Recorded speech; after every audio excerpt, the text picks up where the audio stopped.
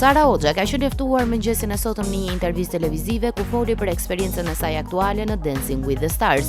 Ajo ka marrë një pëlqim të madh nga publiku që në natën e parë, mirë po duket se juria nuk ndan të njëjtin mendim. Dhe këtë gjë Sara nuk e kaloi pa e shprehur.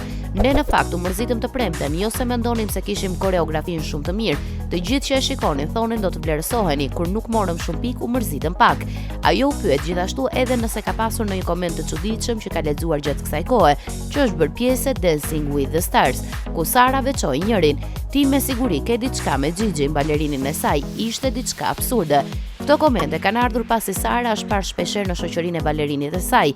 Mirë po publiku ka haruar se provat e kërcimit gjatë javës i marrin Sarës, një pjesë të madhe të kohës së saj.